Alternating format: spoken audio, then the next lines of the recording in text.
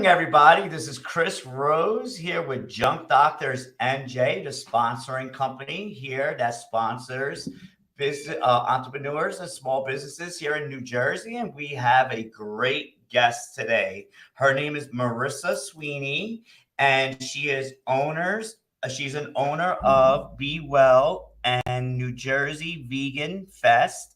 And she's going to tell us about veganism and a lot of other things that she does. I see that she does yoga. I see that you do yoga. Yep. And you do quite a couple other things. You dietitian. Yep. And that's great. Listen, guys, I'll be the first to admit it. I am 43.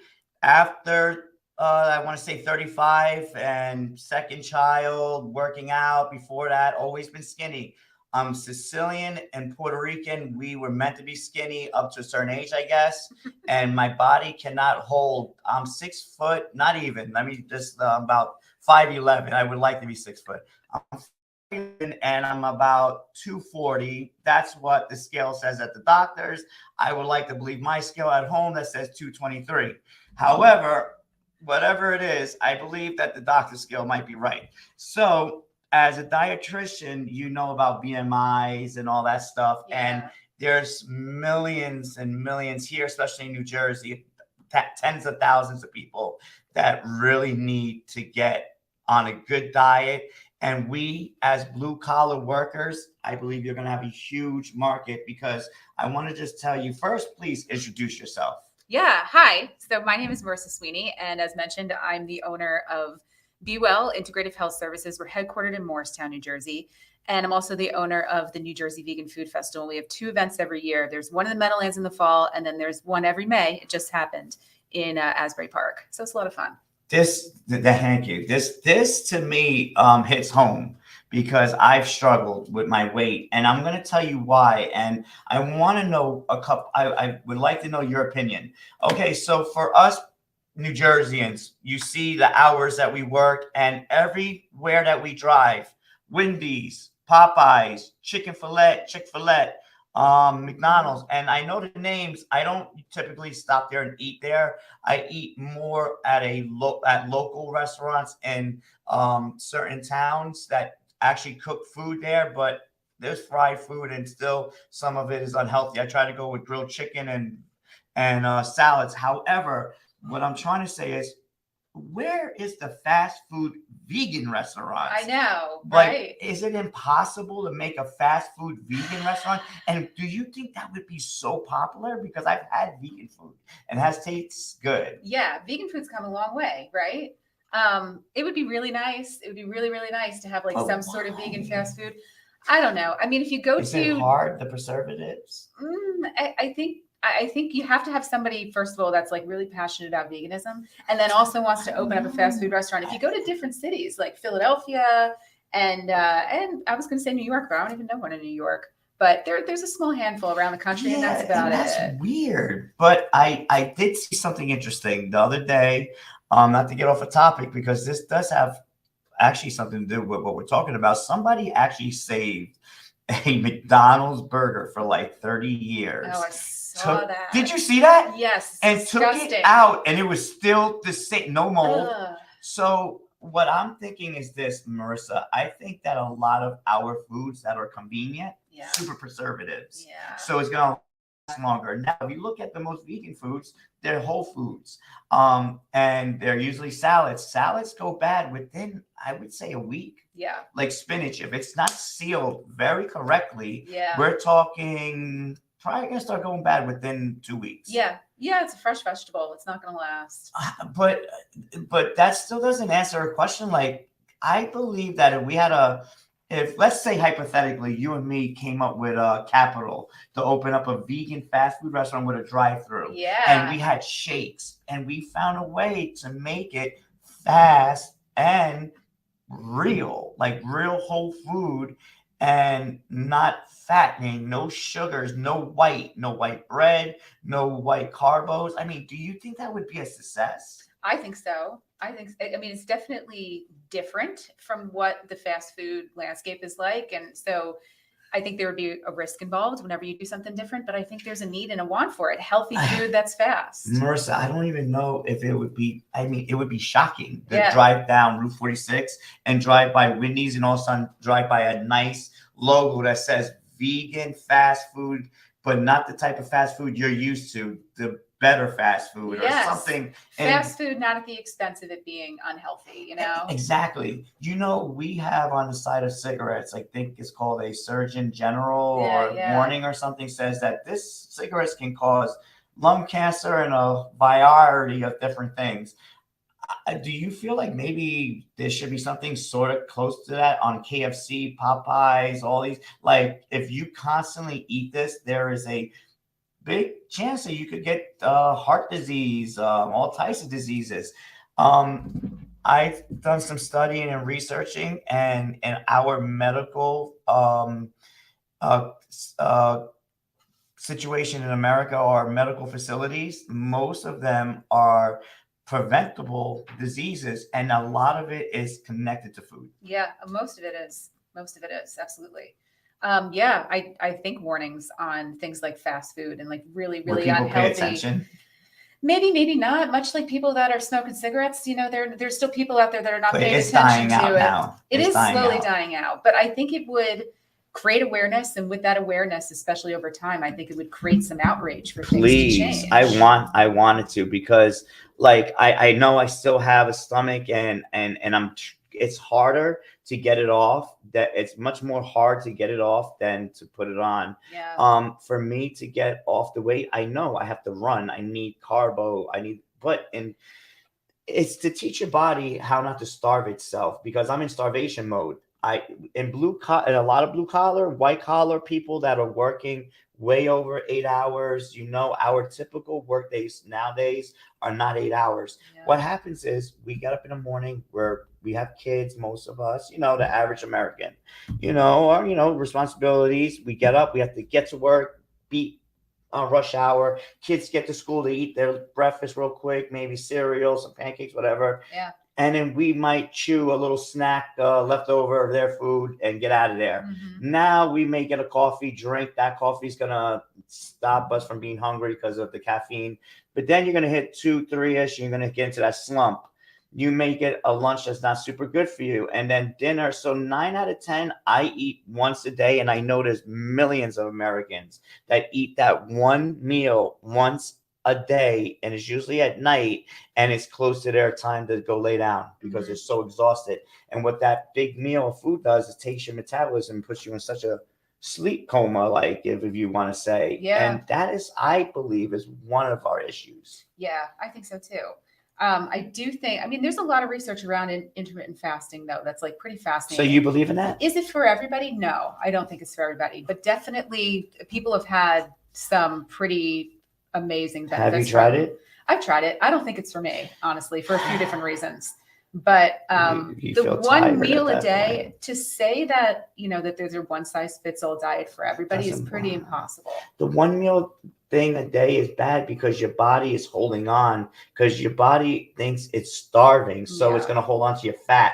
But if you're feeding it every 3 hours, but not big snacks like an apple, a fruit, some whole food, because the whole food, what does it do? It takes longer to break down. Yeah, it's like food in its actual whole form. Yes, but the processed food, you eat it. Like I always say, like, why am I hungry after eating all that Chinese food? Yeah. A half an hour later, because it's sweet and it breaks down so fast. Yeah. Same thing with all the processed food. It just, your body doesn't, there's nothing for it to break down. Just smush out, you know. The whole food lasts longer, especially like when you get oatmeal. The less processed that oat is, the better it is. But us, as a lot of us, we hate that. Like we want oatmeal that's sweet. And I know. But I believe that, you know, I believe in this country, like we have a huge market where people need to know that the food is one of the major causes. Oh yeah, absolutely. Yeah, I think there's probably more people that know that don't, but now it's a matter of a lifestyle change people are willing to accept. And it's a matter of, there's a lot of reasons why we eat the things that we do. I mean, our schedules and our time. I'm so sorry. That's all right. We're in a live, like everybody, I've always say this in our meetings. We are in a live studio. We do junk removal here, but we also do our podcast to, endorse small businesses. So this is live, not scripted in that sort of way. Live business, always cool. So getting back to what you were saying. Yeah. So like making a lifestyle change is, especially when it comes to diet, is the hardest. Is hard. It's really hard because like there's a lot of social interaction around food. Like whenever you get together with your family, whenever you get together with your friends, there's food involved. Oof. And there's a lot of culture and tradition and habits that have been formed over decades. And it's not easy, like even though the knowledge is there of what food can really do to lead to some of these chronic diseases, it doesn't make the change easy. So, yeah, it's tough. Could I ask you this question? As a kid growing up in the 80s, I was born in the 80s, grew up in the 90s. I seen our food culture change. Burger King, McDonald's, we had then Wendy's, Popeyes came out. So we got introduced to all this fast food. It was a thing. It was a fad, like Americanized, and then we seen it go all over the world. And so it's like kind of like it was adopted into our culture to eat like that. Do you believe it's an addiction? Because I've heard this thing over and over again saying there's eating addictions where people either eat, throw it up. And again, live office, we are a busy junk removal company and a reputable one at that. And we are answering. We have people that are going to answer. So yeah, I mean, do you believe that this is it addictive? Food addictions are most certainly a thing, just like people can be addicted to a host of different types of things, like be it substances, activities, habits, whatever it is. You can also be addicted to food. You could be addicted to eating in a certain way, going for certain things, using it to pacify emotions. I want to say that next to you, but you answered it. It's absolutely a thing. Yeah. And this is a huge trigger, big topic. Do you believe that America is like one of the top countries in the world that is unhealthy as far as our diets and the way like we look? I mean, in terms of like industrialized nations, where it's not looking good and it's not getting any better. It's not on a good trajectory. Like the obesity epidemic is not getting any better, as in like we're not seeing people on a macro level really losing weight. It's only getting worse, unfortunately. Yes. So yeah.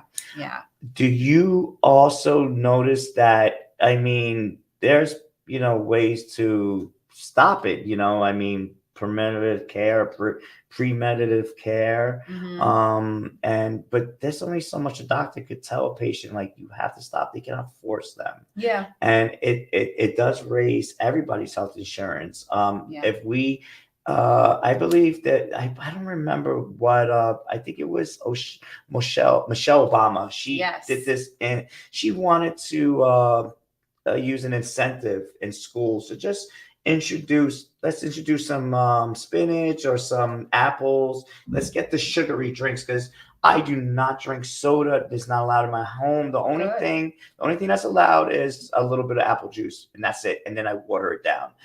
Those drinks are they got a ton of sugar. Now, do you think she was wrong about that? Like, is that a bad way of going in? Government should not get involved in our nutrition.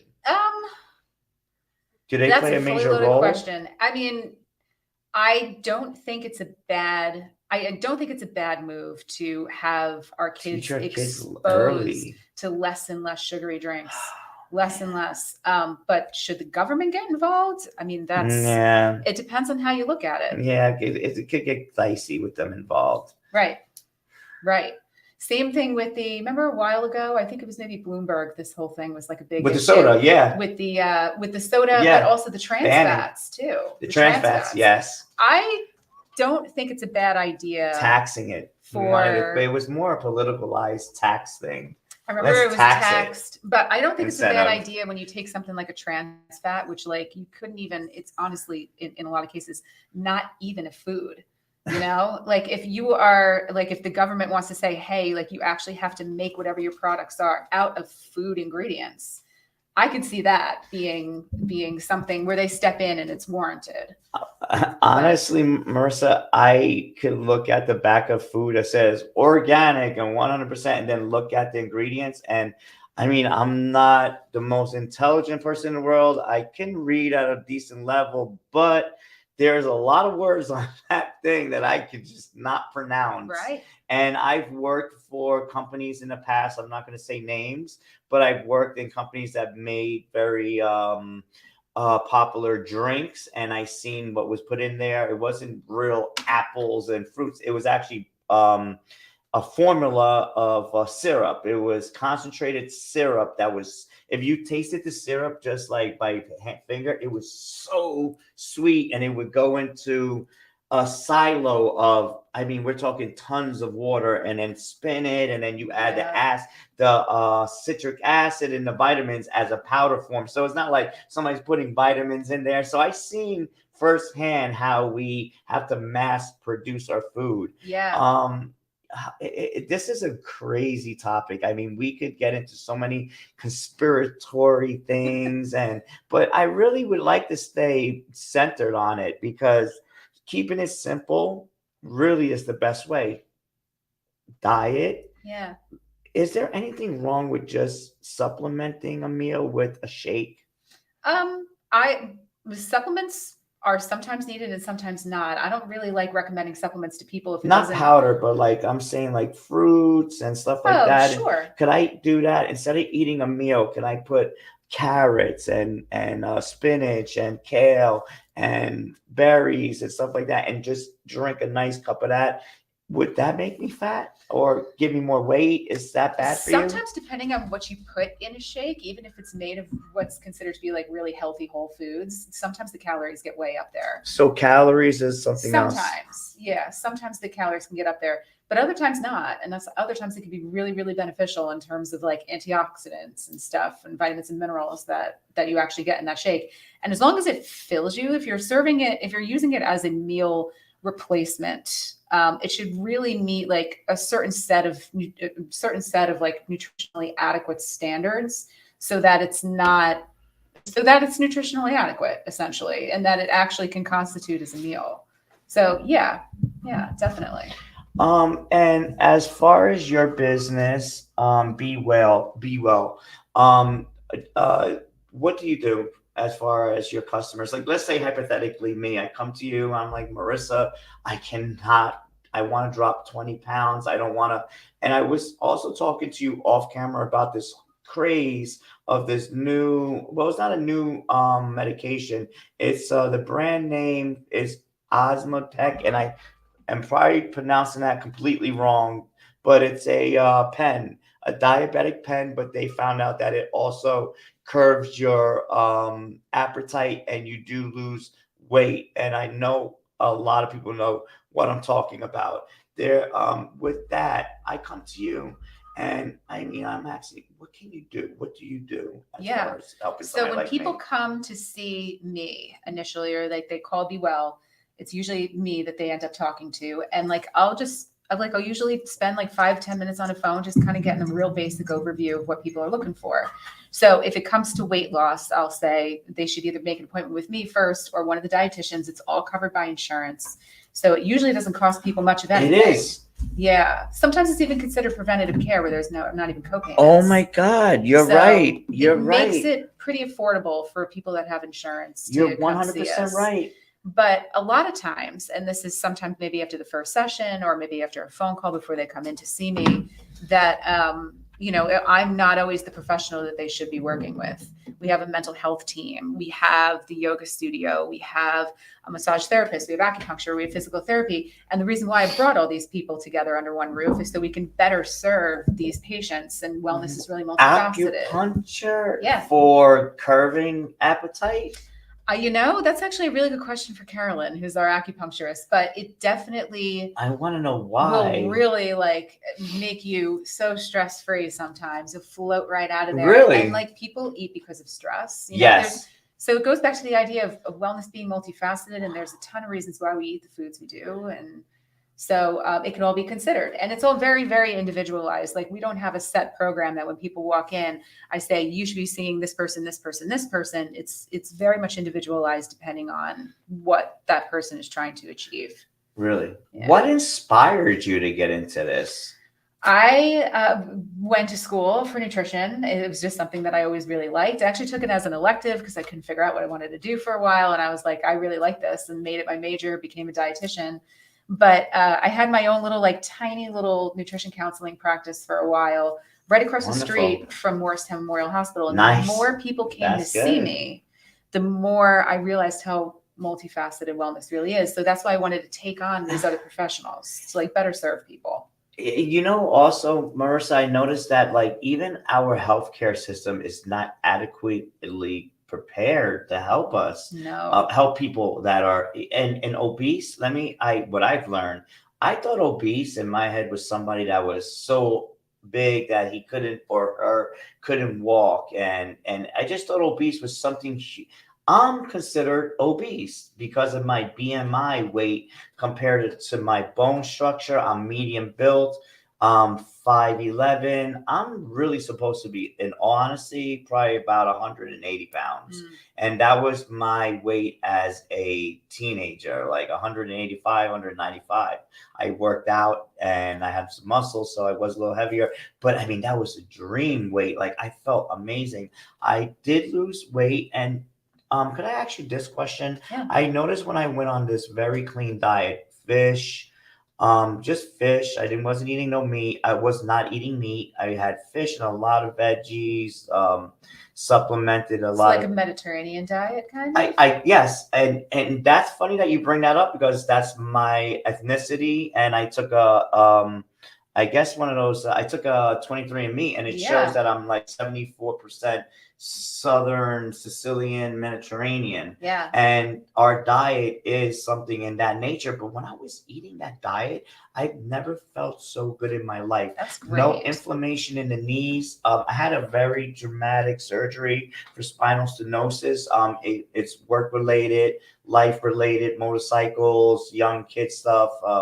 Falling off of stuff. Eventually, the doctor said you're going to have to get some bone removed to open up your spinal cord. However, I noticed it used to hurt me more when I used to eat so unhealthy. So do you see the connection, or there is a connection to inflammatory things with food? Yes. Oh, yeah, absolutely.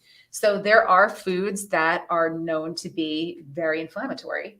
And then there are some that are just going to be particularly inflammatory to you and individuals. So I'm really just kind of like scratching the surface with the research on that now, is in terms of what people have food intolerances to individually and what they don't. But yeah, it can absolutely, any existing inflammation that you might already have most certainly can be aggravated by eating foods that are going to promote that inflammation. So yeah, the fact that you felt better by eating a diet that promotes a state of anti-inflammation is just a testament to that. And do you believe our genetics plays a role in our diet? Yeah, that's another thing that we're just scratching the surface with. Because that was so weird. I put in my ethnicity, my percentages, and yeah, Mediterranean diet is a diet of seafood, and my grandmother made it all the time, lentils. Yeah. It was just a complete diet of that. Yeah. I mean, this is amazing.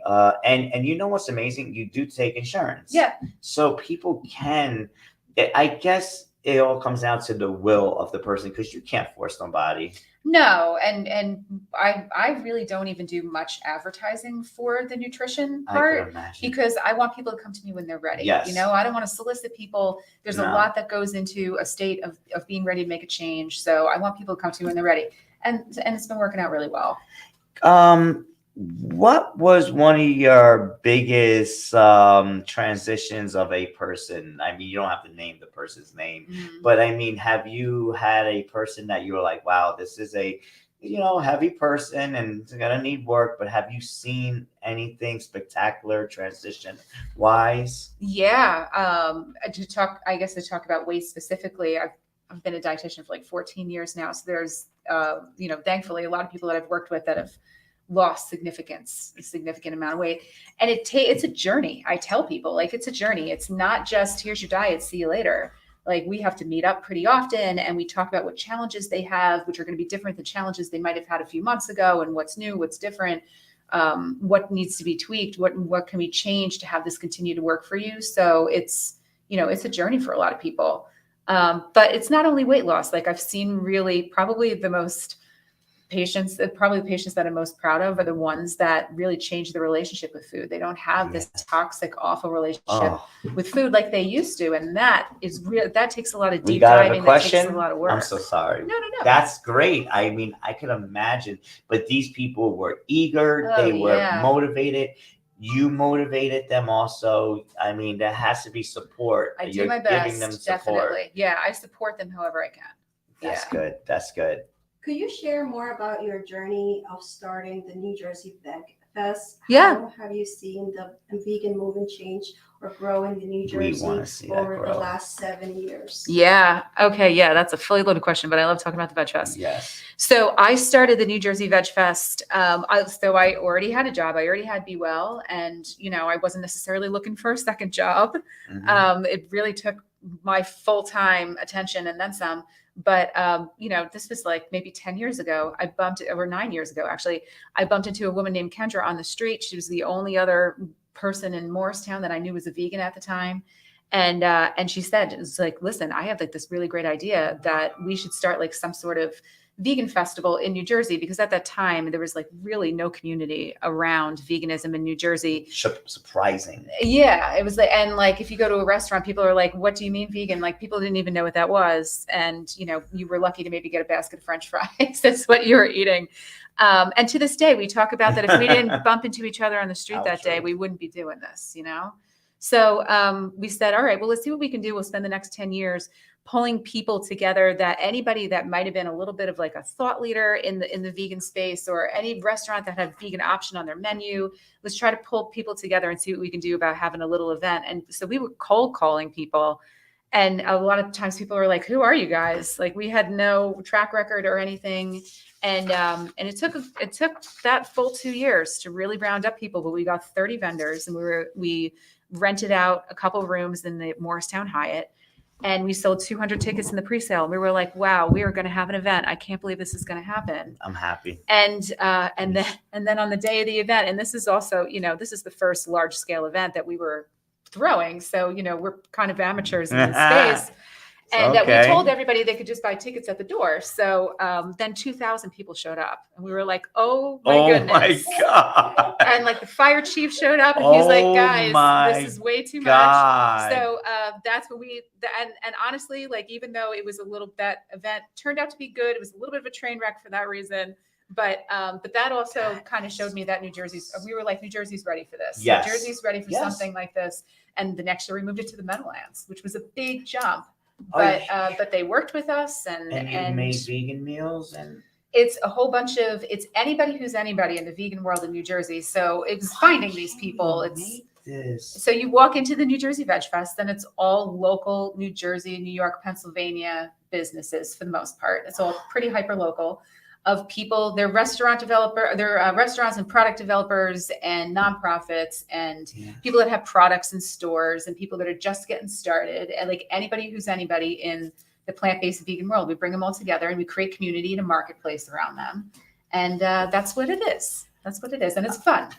I think that the starting up of a vegan fast food restaurant is probably expensive. That's what it is. It has to be something financial, because you have to look at the products. These are custom made food products. Yeah. But I mean, it should be more popular more than ever, because there is millions of people that want to eat like that. Yeah. Are you from this?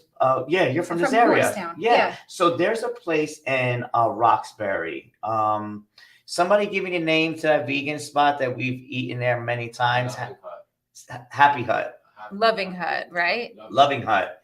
you go in there, it doesn't look like anything spectacular. You're actually kind of like skeptical on even eating there, but they come out with a vegan meal and it tastes amazing. Yeah. It's a little bit on the expensive side because there's nobody else out there. Yeah. But you see that's all that's available in our radius. Yeah. And then there were pictures up saying, eat clean, bro. Where? Yeah. I think that's a meal delivery service. I guess. And it is. Yeah, you're right. I think it's meal delivery. Do you think maybe that's where it may end up as maybe a vegan delivery system? There's a couple of them. Purple Carrot is one. How in New Jersey, and we're considered liberal and media, in the middle in New Jersey, so mostly liberal. We always vote Democrat or moderate, and how could a state like this not have vegan restaurants? Here in Denville, there is a place called Vegan Palace or Veggie Palace. Veggie Heaven. Yes. But that's all the options you have. There's no place where I could just, okay, I'm getting late to work. Let me stop by, grab, there's Playable in Denville. I could get a shake, eat it, but there's the accessibility. It's getting better. It's better than it's ever been. It's not great, that's for sure. But 7 years ago, there was nothing.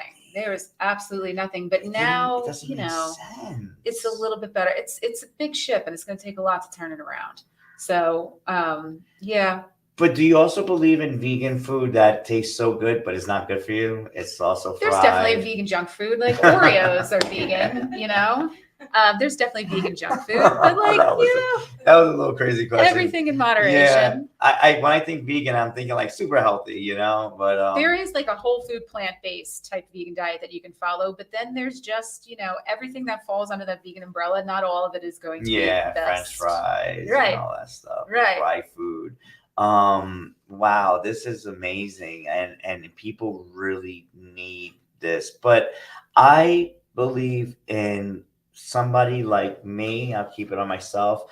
I do have a addictive personality. When I love Haagen-Dazs. Yeah. Vanilla ice cream bean is an actual. There's two vanillas. There's the cream and the bean. And the bean has a little black dots in it from the vanilla. And I had to wing myself of that. I do have a eating like addiction. I love to eat, I'll say, let's go to Ruth Chris for a steak that's humongous and like fall asleep eating it, it's so big. So, but no, I do want to lose weight. And I believe using somebody of your caliber, what you're talking about. You've been doing this for years.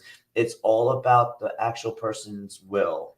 It is. It's about the person's will and having a support system, I think, and you provide that.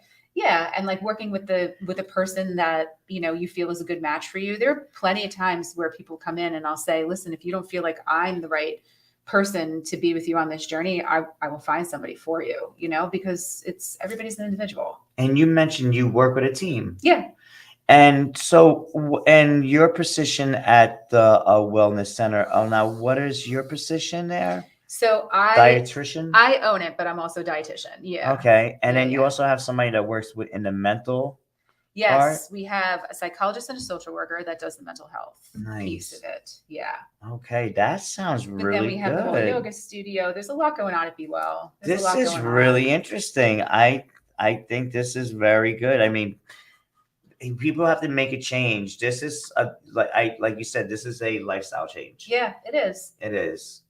I'm sure you've seen people come in and drop out and they weren't ready yet. Yes, but I always leave the door open, Nice. For people. I always leave the door open. Addiction. I don't want anybody to feel as though they, because people can get really hard and down on themselves about like feeling like a failure. Yeah. So when people tell me that they feel like they have to step away for a little bit, I'll say like, listen, my door is always open. So whenever you're ready to come back, I'm here.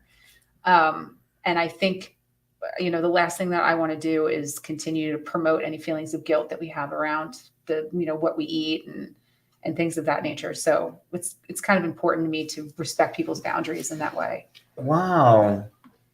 We have another question. Yeah, this is almost tying to what you guys were talking about. What inspired you to create Be Well health service, and how do you manage to coordinate such of the array of health and wellness practitioners? Yeah. So I started off with just like a teeny tiny little nutrition practice many, many years ago. This is like at 13, 12, something like that years ago.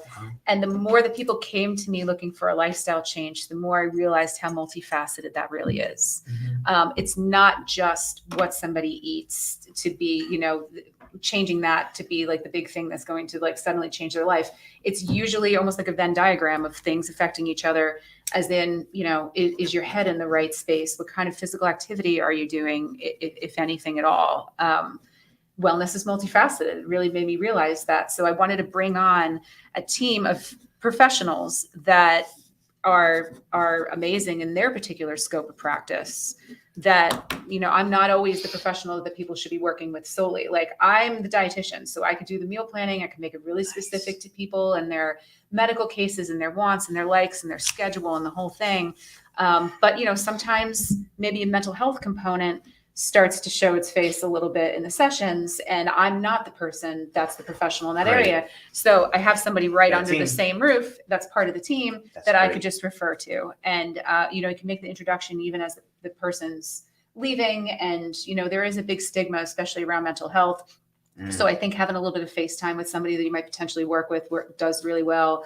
And everything's right there, and everything is then a lot more accessible for people rather than like, here's a business card of somebody a couple towns over, and it gets lost. People throw it in the trash, and like, but if everything is housed under one roof, then it really provides a very holistic and well-rounded approach to people making lifestyle changes. So that's why. And how do I manage every day? I don't know.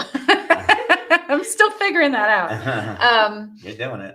I have a really great team that manages the team. Yes. So I have about like four even. So I have 4 managers who have been with me for a long time, and they're all rock stars. Good. And it took me a while to really be okay with delegating things out, because it used to be just me working around the clock, because I thought nobody would be able to be as passionate about getting it done as me. I know that feeling. And so it's like the delegation of tasks was really hard. But then, the people that really should be in the positions that they are in terms of management just kind of really proved themselves a million times over that they could be trustworthy. Yes. And really help me in this whole mission. It has to be people that really believe in what you're doing. So I have a really good management team that helps me.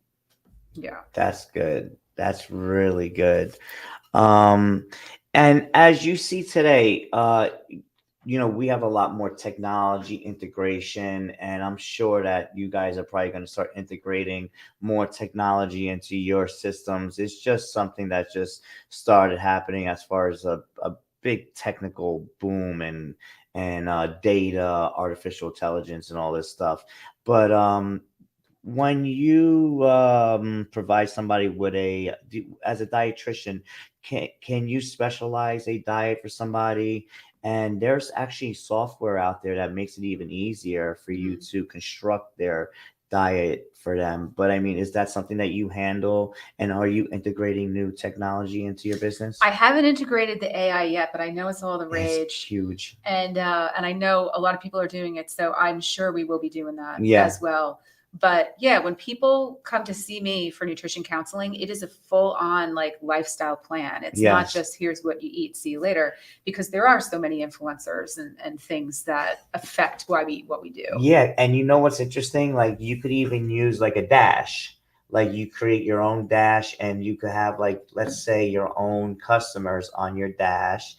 Like, this is just something I use for like my chart. Yeah, my chart. This just tells you everything that I'm on as far as my medication, find a doctor, yada yada, all that we stuff. We have a system that's similar. And that's like good. It tells you about all your medication. You could even take all this, highlight it, put it into ChatGPT, and it will break it down. Like, if I want to look at my blood work and my test lab, let's say just recently I took this test, and I could highlight all of this, and my triglycerides are at 132, which actually is lower. But you could take all this and put it into the AI system, and it will tell you, instead of waiting for the doctor to tell you about the blood work. But I could see your business and what you do, and I don't even look at it as a business, as a necessity. People need this if they want to live longer and not even just live longer, but normal, because I deal with a lot of customers in my profession in waste removal, and a lot of people utilize us because they're not in good physical health. And then we have a lot of customers that they lost loved ones that were unhealthy, heart attacks, something went wrong. But I noticed also, and just growing up and seeing people that are overweight, is all the medication they have to take to live. That is not happiness. That is No. very difficult. So having a dietitian, I believe, will navigate you past that, and you can have a much more comfortable life. Yeah, I think so. I think it should be, and right now, as I mentioned earlier, a lot of nutrition counseling with a dietitian is considered preventative care for people's insurances. So I think that there should be more of a push towards preventative care. And I think that was always supposed to be the case. I think even Obama, when pushing for this new healthcare system, that was the whole case. Like, let's get it before it gets bigger, because that's when it becomes more expensive. Right, exactly. And I mean, if we look at statistics, I read a statistic. I mean, there is a drug epidemic also going on, where people are dying from overdoses. So they're saying that's number one killer of people of a certain age group. However, heart attacks are still, and heart disease is still number one. Yeah. Diabetes is number two still, or one of the top 10 or 5. I mean, I've lost count of how many people I know that have diabetes, pre-diabetic or diabetes. I mean, this is not from just sugar; it's from fructose. Right, which is also a sugar too. Synthetic. Yeah. Well, fructose comes from fruit, Corn. but you're thinking of the high fructose corn syrup, probably. Yeah, right? that. Yes, that's like an ultra processed kind of thing. It's crazy. Yeah. And yeah. It affects everything. Even so, do you think, like, even having is there anything as far as moderation in eating this food and still losing weight? Yes, I do. Like, I don't think it has to be a hard. I really try to steer people away from hard eliminations of things, because life is really, really long. And if I were to say, like, never Life is really long. Yeah. First person I've ever heard say that. Thank you. Well, when it comes to, like, if I were to say never eat a bite of pasta. Okay, yeah, life is long for that. Life is long for that, yeah. And then it becomes demonized, and then people have a lot of guilt the next time you eat a bite of pasta, whether it's a week, a month, a year from now, and they feel like they're failures, and becomes this all or nothing type deal. And like that whole all or nothing kind of mentality of either being like on and feeling really motivated and eating like boiled chicken and broccoli and going to the gym 3 hours a day, or being off and doing absolutely nothing, is not a cycle that makes anybody physically or mentally healthier, So there is like a gray area in there. Like, there is like a balance to be had. Cheat day. Right. Like, there is a balance to be had that I think is much more sustainable. Yeah, because when I go to supermarkets, I notice, like, all the way everything is situated. All the junk food is put in one spot. Yeah. All the whole foods are on this side.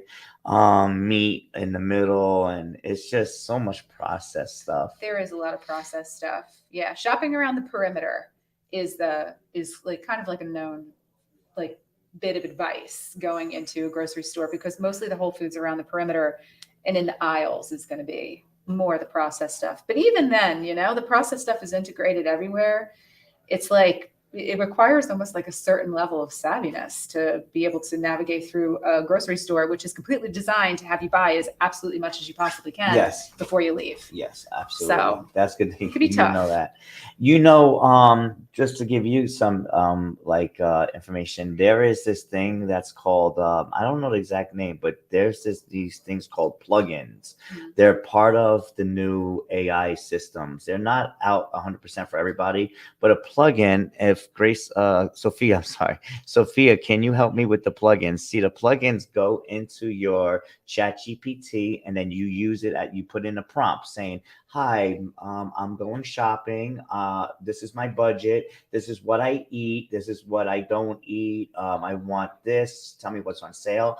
And this plugin will just show you everything and then make you your list of food. And then you proofread and say, yeah, this is the stuff I want. And I'll tell you what's for sale. And then you hit the button and they deliver it to you. Oh, well, that's pretty amazing. And it's better than actually doing the ShopRite. ShopRite also has their own website, but you have to do it like you're shopping and look at.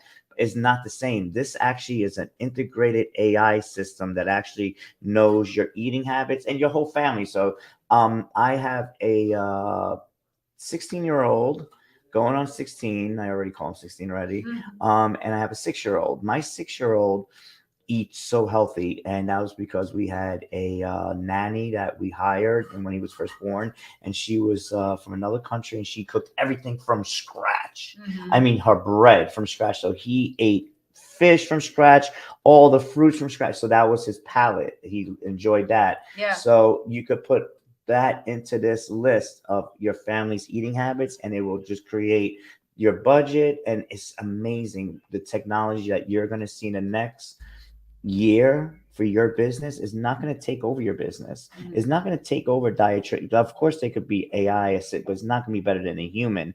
It's going to be human in a loop using this technology to enhance your abilities. Yeah, I mean, it sounds fantastic. Anything that makes it easier for people. I don't think just easier, better. Yeah. It is going to be easier though. Yeah.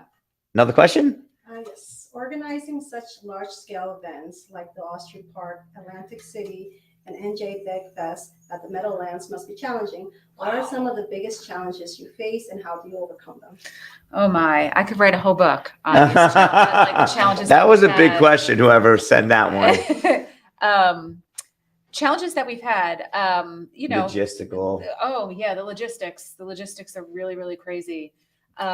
It's also, so it's really just me and one other person, her name is Kendra, that run all these events. Good and it's job. been a lot, I would have to say, like in a nutshell, it's been a lot of trial and error. Yes. A lot of trial and error of what makes our vendors happy, what makes the attendees happy, what are the right kind of venues, the right kind of demographics, the right kind of marketing, the right kind of, like, it's a lot of consideration. And with that, so we calculated more recently that we've done over 40 VegFest events. So we've had a lot of trial and error throughout those events, and not everyone was fantastic. Thank God, the large majority of them have been pretty successful events. Good. That's what you want. We've tried venues before that didn't work. Yeah, and you don't know they're going to work until you try it. And like, you could really think that you have, you know, it's very easy to dump a lot of money into marketing and have nothing come of it for you. You want to see the ROI. So, right, you want to see that ROI. So, like, it's almost like you have to try something first, make an educated guess before you find out. You're on the right track, and I'm going to be honest with you. That's where the technology comes, the demographics. Yeah. The better you hone in on your target market, the less you're going to waste money on marketing. But you're right. That's trial and error. I 100% agree with you. Yeah. I've been there. I hated myself a couple of times, like, damn it, I did it and it failed and I wasted. But Marisa, like the technology that we're seeing emerge is giving us better data on who wants our services, which is more better than target markets. So it's better to get our service to the people that need it, and it's fast and more efficient.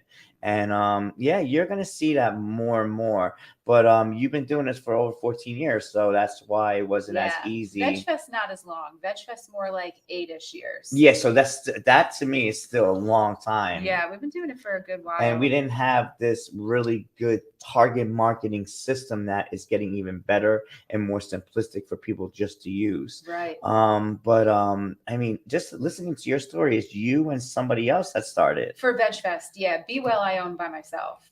But and you have people working for you. Yeah, and I have people working for me. Yeah. You know, you're very smart woman.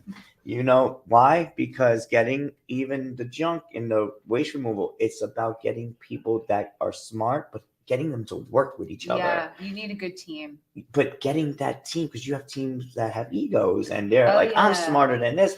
So if you're able to be a leader like you and get them under the same tent to work with each other, it takes a lot of intelligence and a lot of decisions, and it's stressful, but I had to condemn you and say you did very well. You did very well doing Thank you. Thank you. That is, I always tell people that because I've done it.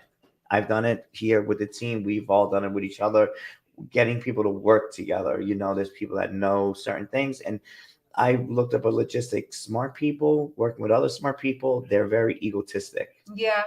Yeah. Managing people isn't always so easy, right? But as the leader, you really kind of set the tone for what happens, you know? So I'm not one to really micromanage people. You know, I like people to be able to make their own creative decisions within a certain parameter so that we can get the work done that needs to be done. So yeah, I feel like I've also been really lucky with really great people. That's good. It's been good. But you've been doing this now. You've been working with the same people for quite a few years, or Yeah, for the there's been most part. turnover. No, the turnover is like very little. Good for you. Good for you. So, but it's been good. What do you see in the future for your company? For Be Well in particular? Yes, Be Well. You know, that's a really great question. Growth? I'm not sure yet. Yeah, well, continued growth. You know, More locations? of course. Maybe more locations. Yeah, I don't know. Yes, We're going to see. It demographics. depends on, because a lot of our services can be delivered perfectly fine virtually. And a lot of people like the virtual. Yes. So, and it saves us a lot of money in overhead. Yes. So we kind of have to see how things are going to continue The virtual to is going to unfold. get very interesting. I don't know if Yeah. you've seen the virtual augmentation stuff. Yeah. And we're not even using that yet. We're using Zoom. We wait till you start see the things that we're going to be able to put on Yeah. and actually talk to each other. I mean, that's already I think Apple already came out with one. They're expensive, but as time goes by, chips and everything become less processors and it becomes more efficient. Yeah. The average consumer will be using this. This was amazing conversation. I'm really interested in what you do. I don't see you going anywhere for years. I think you're gonna do you like or love what you do? I love what I do. That's Yeah, great. You're love gonna it. do this for a long time. Thank you. I You hope look so. happy. You got a great aura. Oh, It thank seems you. like you really do genuine like what you do. And I do. I feel very lucky to I- be able to do what I'm doing. I feel like also I want to tell you that I've seen so many gimmicks of people that sell these herbal shakes and they're yeah. saying that they're dietitians, and I don't think so. I mean, you're the real deal, Oh, you well, know, thank you. and you definitely know what you're talking about. I mean, I'm sure you've seen the herbal lives and all Oh, these. for sure. There's so much nutrition information and products coming at us from all different angles. Like, who even knows what to believe anymore? And then seems. you're putting these products in your system, you Right. know, so that's Right, very, exactly. you know, dangerous. And I've seen them come and go. I also see Jenny Craig's embracing this whole thing with the AI and everything. They're actually embracing Osmopec as a thing to use as a hormone injection. It's for your pancreas to slow down your metabolism, to lose weight. They're embracing it. I've read an article on that. But your way is better. I believe your way, because I did the Osmopec and these pens that's supposed to help you lose weight. I did lose the weight, but the rebound weight came right back. Oh, really? And it tells you in the policy, in the actual, if you're going to take this medication to lose weight, you will lose weight. You probably will lose over 10 pounds in a month. However, you're gonna rebound because it's not a fix-all pill. It's not a fix-all shot. Right. The best way to lose weight is, do you believe in doing what you're doing? And do you also implement exercise? Yeah. We'll get into exercise with people. Absolutely. We have a physical therapist. We have a yoga studio. Like, we have professionals that really kind of deal with that. Does yoga help you lose weight? Oh, it can, definitely. There's different types of yoga. Like, there's yoga that you won't even break a sweat being in that class because it's really meditative and really kind of gentle. Insurance companies cover this? No, they don't cover the yoga. The yoga, no. Okay, but they No. definitely cover the dietitianal stuff. Yeah. I have a prescription from my doctor. He said, go see a dietitian. Oh, good. Most of the time you don't. Is a even need- nutritionist and a dietitian the same thing? It's a dietitian. Dietitian, I'm sorry. Dietitian and nutritionist. They're actually two different things. So A dietitian is somebody that did their undergrad in nutrition and their master's, and then you had to do this 1,200-hour postgraduate internship that allows you to sit for the state exam. I don't even have to go see my primary. I could just, I have Omicron. I might just come see you directly, Omicron Silver, and just. We're considered in-network providers, so most of the time you don't even need.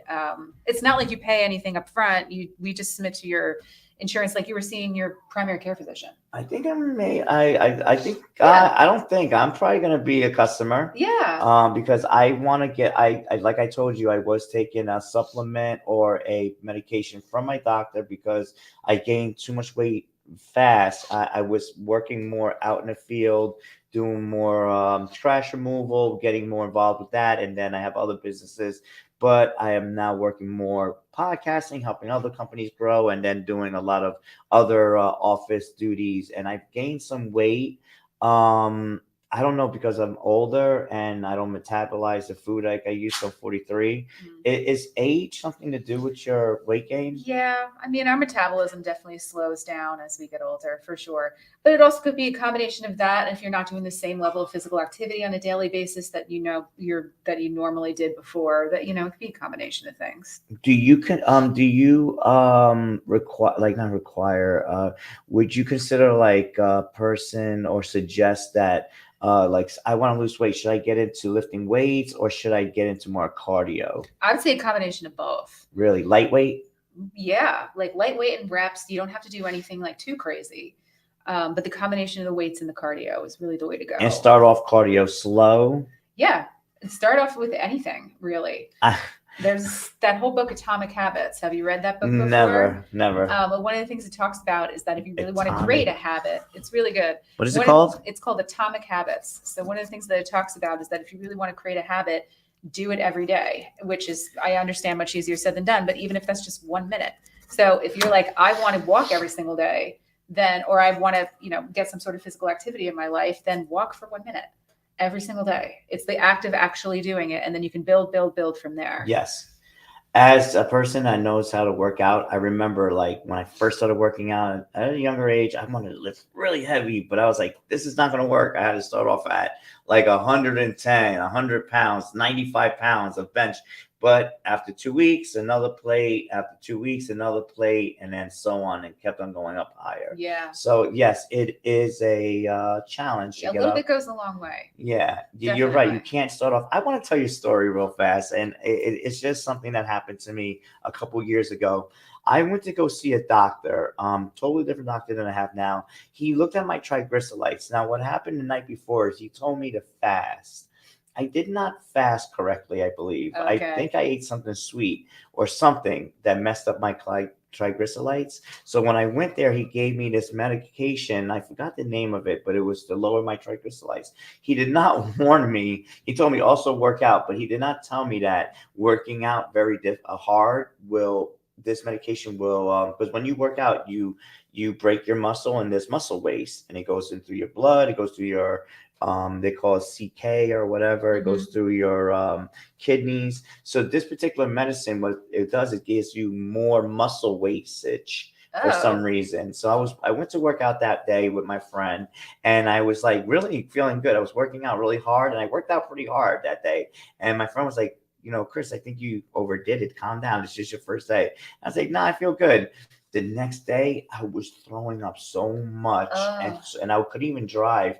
And I found out that my kidneys were failing because of this particular medication. That what it did was it actually, like the muscle waste, it actually contributed to more muscle waste than that I needed. Because every time you weight lift, you do your muscle cuts, and then it has to heal, get bigger, cut it, heal, get bigger. But this was like, and I made it to the hospital in time. They said, if you didn't come in, you probably would have died of kidney failure. That's horrifying. So I stopped taking the medication, to come to find out that they were like, your triglycerides are fine. Because when I went to the hospital, they're like, your triglycerides are not high. So I was like, oh my God. Well, man. Good. It was probably because you didn't fast. I you know. Have to fast.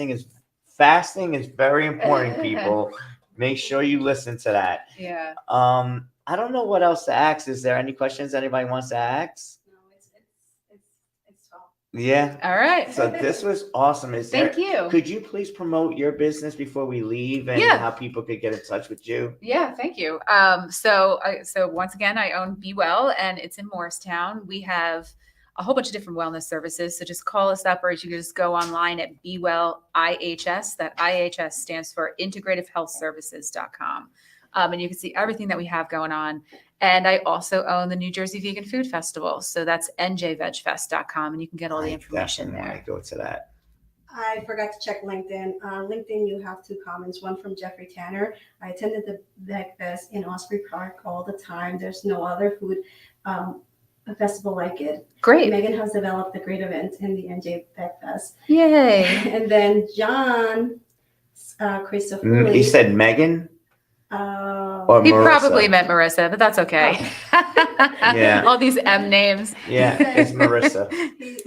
John says, any recommendations for a good vegan pizza? I am a New Jersey original and See, people want this stuff. official pizza critic. Johnny C, the pizza guy. Oh man, where do I begin? There's a decent amount of vegan pizza now. There's actually somebody. His name is his company name is Parmigiani. And he does these little like pop-ups of Detroit style pizza. So it's in like this kind of deeper Is he pan. mobile? He's kind of does like little pop-ups in restaurants and stuff like that. And his stuff is good. It sells out really fast. So he's amazing. The demand. Yeah, the demand is high. I think Tony Baloney's is like Tony Baloney. Yeah, he's in I like Hoboken. that. Hey, Tony Baloney, how you doing? He's in Hoboken and Atlantic City. Who else? There's But a he place. doesn't sell bologna. It's vegan. Right. So Well, it's vegan not all- bologna. It's not all vegan pizza. Okay. He's got like a There's a vegan mixture. menu. Who else? I know there's a pizza place in Madison that does vegan pizza. They have a vegan menu. Yeah, those are the top 3 off the top of my head. But There you they're go. like, if you look, you gotta, you'll Yeah, find it. Google it. You could Bing it now. Really Yeah. good. Microsoft Bing. I mean, this has been a pleasure. I actually had so many interviews so far, and they've all been great interviews, and they've all been different. This interview was very educational, and it actually, I hope people walk away with a sense of there is help out there, and you don't have to you have help out there. There's options, and you see this on our group here, and there's plenty of places that you can go, starting with Marissa, and she has a team. It's not just Marissa, it's her team of people that will help you get to your goal. And I believe that you're not one of these companies that are unrealistic. Like, No. you'll tell somebody, oh, we'll get 50 pounds off of you in a month. You're going to be realistic with people. Yeah, I want people to have a lifestyle change. Yes, it's more of a lifestyle change. So if you're looking for like a miracle, there is no such thing as miracles. This is pretty much the way to do it correctly and to keep off the weight. So I hope everybody got something from it. Thank you for watching us. This is Christopher with Junk Doctors NJ with Marisa Sweeney from VegFest and owner of Be Well in New Jersey. And thank you for, looking at our podcast. We're here for small businesses. And if you're an entrepreneur in New Jersey and have a small business, feel free to get in contact with us and let's do a podcast and let's help each other out. And we'll recommend each other. Have a great day and enjoy the rest of your day. Thank you very much. Thanks for showing up. Thanks. I appreciate this. Great job.